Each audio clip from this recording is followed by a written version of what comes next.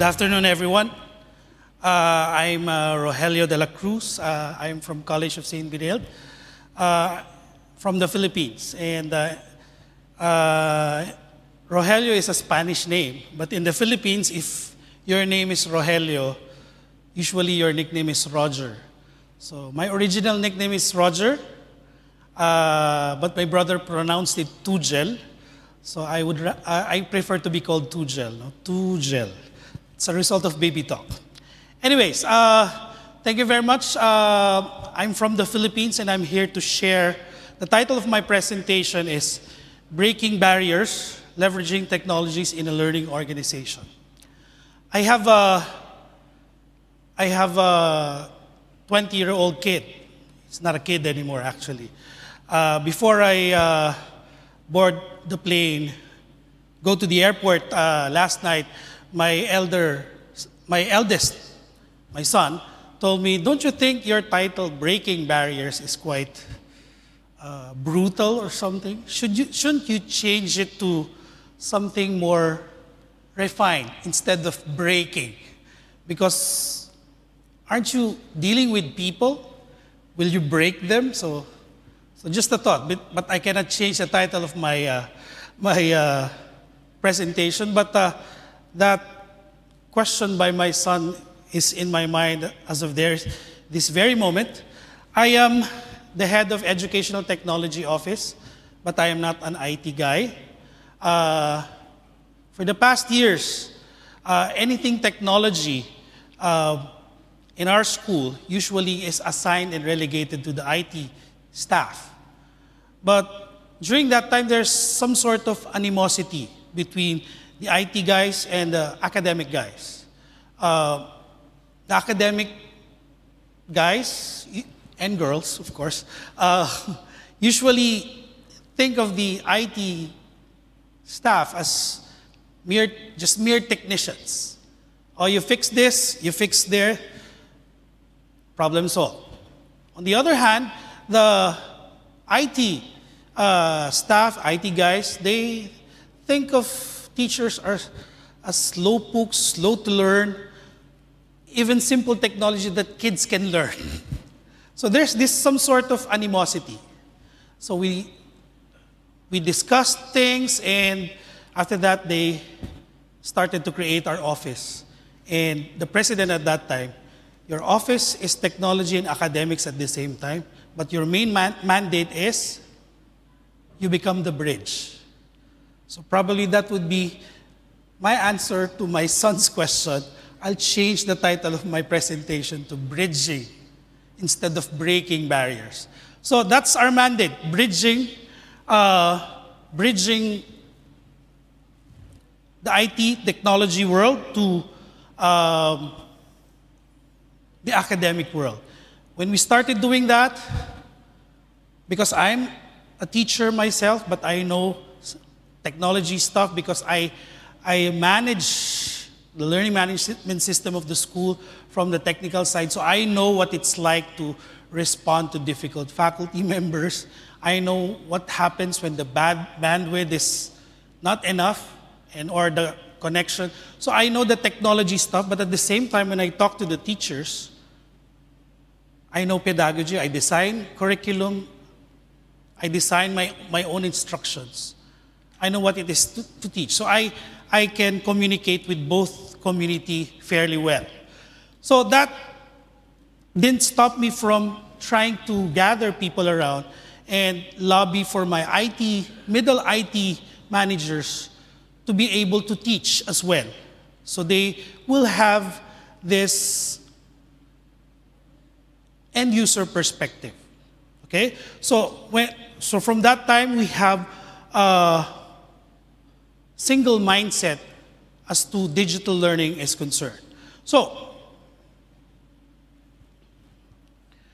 as we move forward, as I said, this is not just technology thing. We have to be purposive as to where we are going. And we have heard so much about the skills and competencies needed in the 21st century, but I will just choose 4 of them, important competencies. That would be communication, collaboration, critical thinking, and creativity. Of course, communication would be about how students are able to share thoughts, ask questions, and provide ideas and solutions to real-world problems. Collaboration, we have heard it again, or we also heard this on many talks a while ago, is being able to work together, being able to relate to other people, which is a reality when they work, something that's not present with the traditional setup of teaching and learning. Then we have creativity, trying new approaches to get things done. We talked about innovation, invention. We have seen that a while ago. And lastly, critical thinking, looking at problems at a new way and trying to apply it in the context of their reality, specifically their subject. So these four important things, competencies, should be the direction when you will be choosing technology, whether you will be doing BYOD or increasing the bandwidth. You see to it that it supports this direction towards students acquiring these four important 21st century skills. Now, when you do this, it's not going to be easy. I've been fortunate enough to be able to go to Harvard for a conference, and I was able to talk with Clayton Christensen, who is the founder of the Center for Disruptive Innovation. I just asked him a very simple question. So what will we disrupt in the field of education? He answered me, okay, you can disrupt in two ways. You can either disrupt the market, like what happened with Bitcoin, Uber. They're market disruptors. But of course, when you will be disrupting the market, you have to be prepared financially, you have to be prepared in going against the regulators, all of those stuff. But they were able to do it. No? Or you can do disruption from within. I mean, within your institution. You don't disrupt the market, but you disrupt the way you do things from within. Now, every time we disrupt the way things are done, it's not usually bed of roses, of course. It would also be bed of thorns. We have used the technology readiness by Parasaruman to come up with, we use this framework to do a survey for our entire college and community. Before we make the disruption, we did a survey about technology readiness. And these are the four segmentations that we got from the survey. So there are the explorers, pioneers, skeptics, hesitators, and avoiders. You have to, when you do the disruption, you have to be aware of your end users. And you have this. So this is for the faculty users. So the explorers, they are the early adopters. I mean, whether you have a program or whether your institution is ready, they will do it anyway. They will explore. Derek was telling us something about before you had the BYOD program, teachers were already doing stuff 10 years or even more. I mean, they are the explorers. Now, you have to find them and make them your allies. Because whether you reward them or not, they do things. But you have to get them as your allies. The lowest down below would be your avoiders. I mean, whether you have done a great job or whether even if you call Jesus Christ, they have nothing good to say. I mean, those are the profiles of the avoiders. I'm not saying don't mind them, but on your first year of implementation, just let them be. You focus your attention on the three segments, the pioneers, the skeptics, and the hesitators. They're not as confident as the explorers. They are afraid, insecure, and scared, but they're open. So the focus of your training and support should be in these three segments. So that's what we did.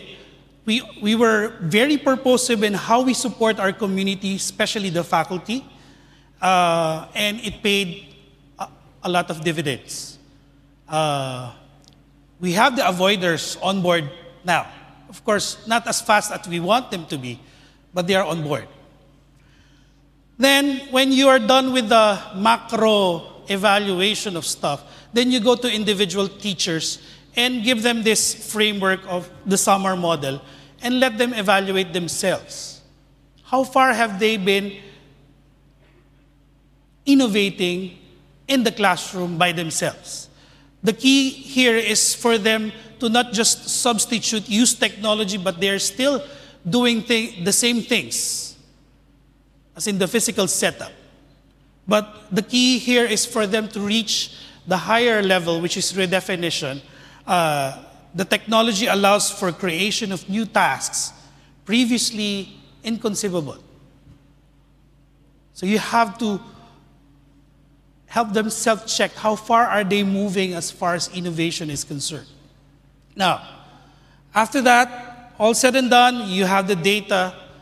Now, we can't do this without the help of top administrators and the involvement of everybody.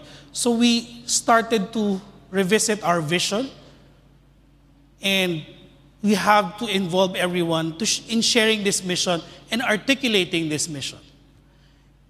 And this is where the importance of leadership is very, very much evident and needed.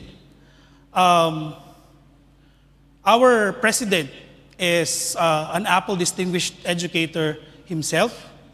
But aside from being a tech guy himself, he was able to inspire us to go out of the box, go out of our shell, and do things that will really help our students. So clear vision and mission, and how you share this mission is very important to others. Then you strategize. We started articulating the strategies, and we have a 5-year plan. We are now on our 3rd year plan, and we have written monthly milestones and yearly milestones.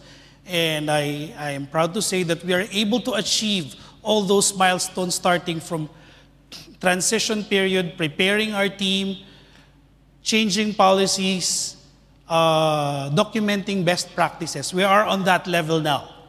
Strategize. What are the priority milestones that needs to be done in the first year? Infrastructure, policies, then trying to evaluate new markets. We'll be coming to that next year, but you have to strategize. 5 years would be a good time frame for that. Then you map out resources.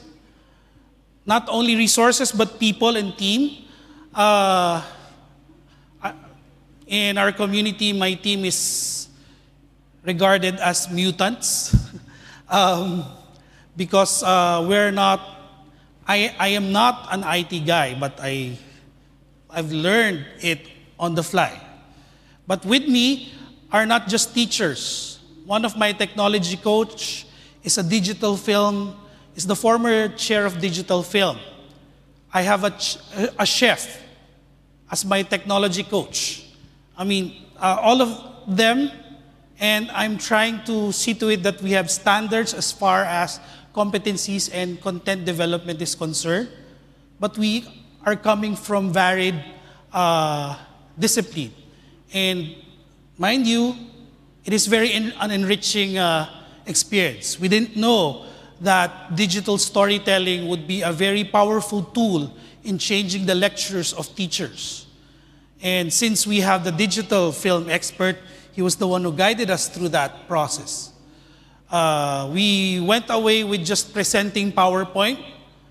The other guy from the multimedia arts, we changed the name of our presentation training to Death by PowerPoint. But we present well. Look at the colors, look at the figures, look at the keywords, because teachers are just copying and paste from the book and paste it, and that's a presentation. So, I mean, these things, I didn't know all of these things, but since we are coming from varied disciplines, the experience were very enriching. And also, we tried to map out the curriculum. We are now going to outcomes-based and competency-based. And you know what we did? It's a 3-year process, but it was a research where we let all the departments go to the industries and gather all the job descriptions of all the positions in those industries and squeeze them out into competencies that we will embed in our curriculum. It's a 3-year process, but we are now on our 3rd year. Now, so these are the EdTech, these are the 2 important considerations when you will be going digital in your teaching and learning: logistics and instructional. Now, both are equally important depending on the situation. I mean, we are not trying to say IT infrastructure is not important, because one problem with that, like system crashing down, would spell the difference between success and annoying your end users, or like that. But they're equal as far as important is concerned. If you have a state-of-the-art technology but you have a lousy pedagogy, you'll be wasting a lot of money and resources. If you have a good pedagogy but your system sucks, sorry for the term, you'll be wasting a lot of time in implementing. So, now, number 1, in the Philippines, there's a great disparity between schools that can afford and the schools that cannot. We even have schools that don't have electricity because it's an island. So those are some of the things that we need to take into consideration. Access, is it available to end users? Smartphones and all the stuff. Usability, how much time we need to learn technology, the effort any available ones. Then flexibility, chef knife versus popcorn popper. Let me try to explain. Of course, we love popcorn, especially if you're watching movies. But it's the only thing it does. Popcorns. But if you will be choosing technology, it has to be this chef knife flexibility. It can do many things. It can help you with many things. So just a thought for consideration. Then, quality of learning, efficiency of learning, these are pedagogical concerns, creation of opportunities. When you try to infuse technology, you see to it that students just not learn, but it creates opportunities for collaboration, for employment, and helping other communities as well. Now, so collateral skills, the tools that help learners dig deeper into material. Then, without bogging them down with details that might keep them off track. Another consideration is efficiency of learning, simulations and videos. I mean, videos are my kids, they learn how to play the guitar through YouTube. How efficient can it be? It creates opportunities. In the Philippines, we have YouTubers who are now part of a band, Journey Band, no? Just started in YouTube. If that can happen in the music industry, why can't it happen in the education industry? Create opportunities. Then lastly, you have to brand it. I mean, your endeavor, because branding helps you communicate your directions better. So we branded our direction, our digital direction, we branded Big Sky. Because our vision is for us to have borderless Benilde education. So, and Big Sky is limitless. So everybody is now using that term, but I just learned how powerful branding is. Then, as long as goals are clear, just have to try it because innovation can't wait. Then how do we transform? How do we prepare? Now, these are the things that we need to look into. We have to look into our end users, and we will see these 4 dimensions of readiness. How optimistic are they? How innovative are they? What are the levels of discomfort that they can feel when they use technology? And what are their insecurities? You have to know these things before you let them jump with you. At the end of the day, no technology can revolutionize learning, but how we use this technology to solve problems, not only in our school, but on a day-to-day basis, is the key. I always say that technology is amoral. It's neither good nor bad. If you're a good teacher, it magnifies your being a good teacher. But if you're a bad teacher, in the first place, you shouldn't be a teacher if you're a bad teacher. But if you're a bad teacher, it magnifies your being a bad teacher. It goes both ways.